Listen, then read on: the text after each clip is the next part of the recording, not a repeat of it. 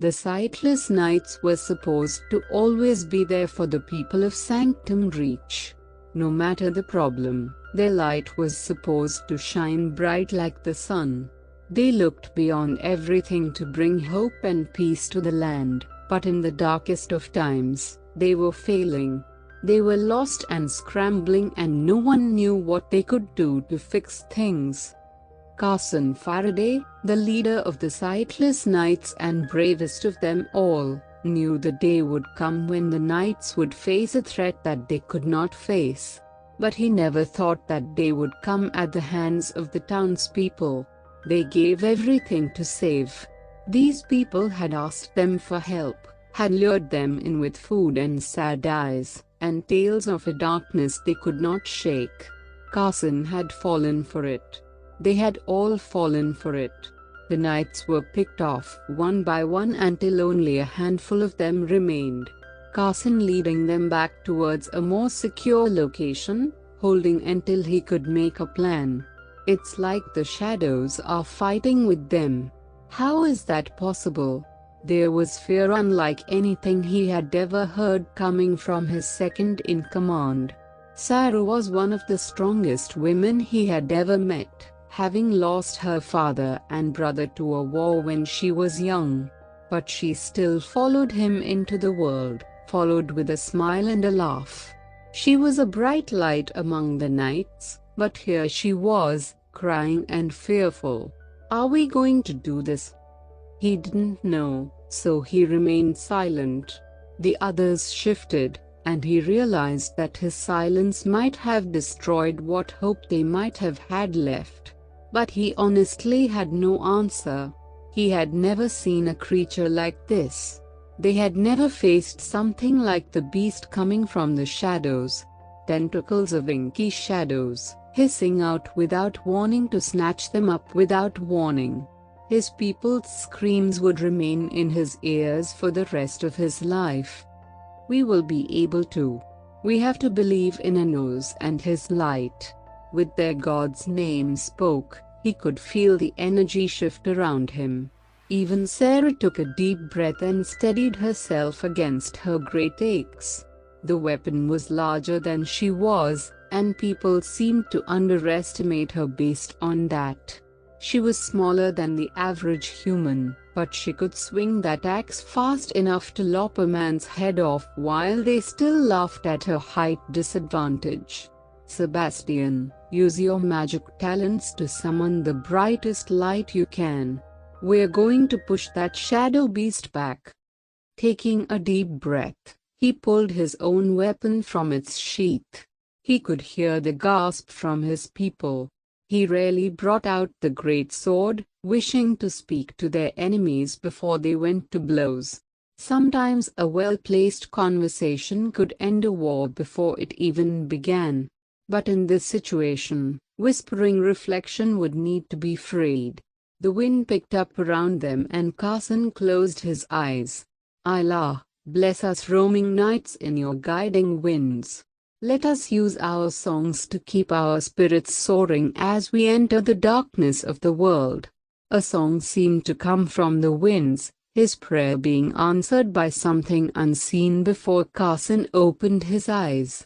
The rest of the knights had followed his lead, and their weapons were now drawn. Sarah and Carson hung back as their people ran forward, now full of life and bubbling with passion to fight the dark shadow beast that had appeared here. Can we really do this, Carson? Enos has never blessed us, and even with Allah, it seems impossible. We've done the impossible before. Not like this, we haven't. That was true. This was something they had never seen or dealt with before. But he had faith in their gods and in their people. He had faith in himself and his weapon. Even if this was his last stand, he knew Sarah would continue on. He had to make sure she was ready for it. Promise me something. You will never give in to the darkness that looms in your mind. That you will never believe those truths you joke to yourself about. You are worthy, more so than any I have ever met. You are a bright light in this world, Sarah. Do not let anyone or anything ever dim that light.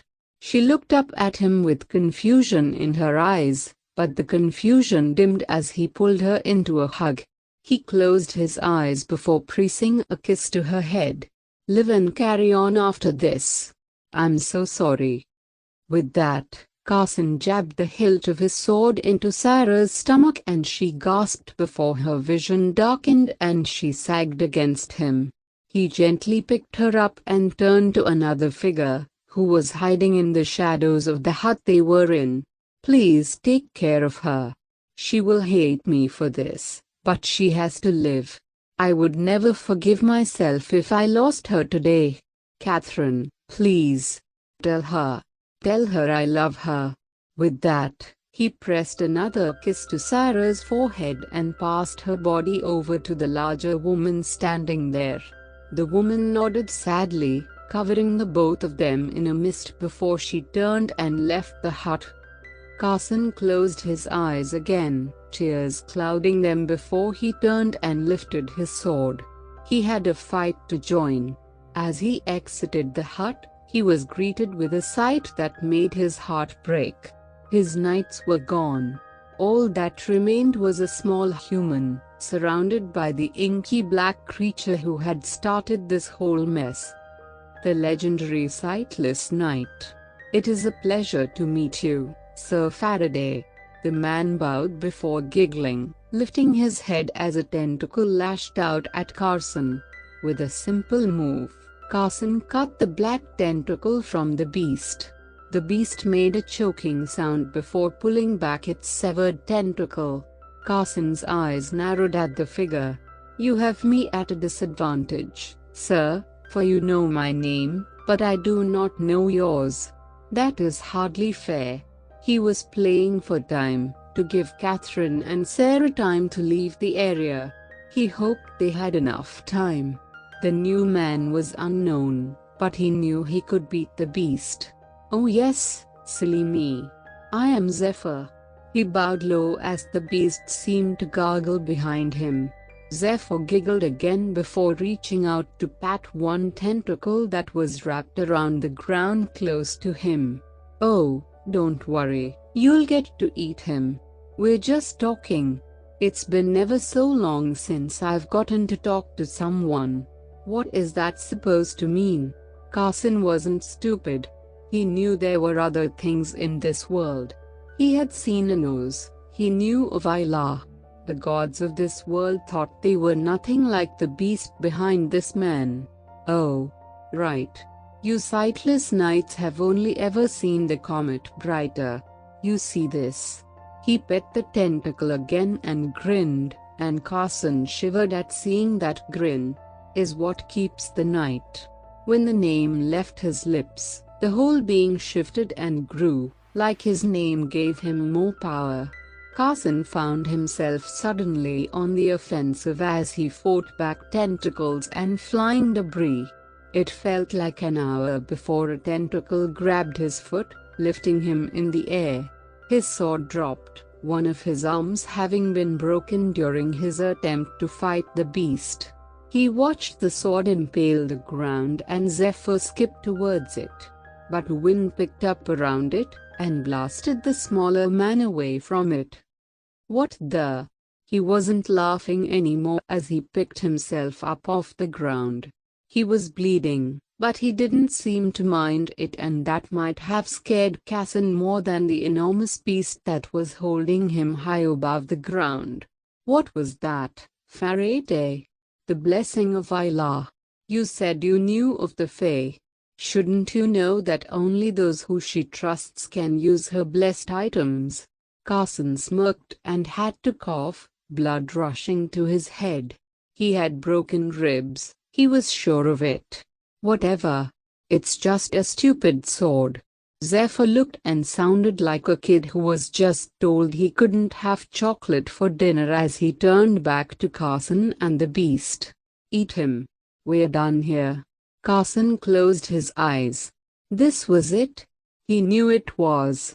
But it wouldn't be for the knights because Sarah was alive. She would continue his work, and hopefully someday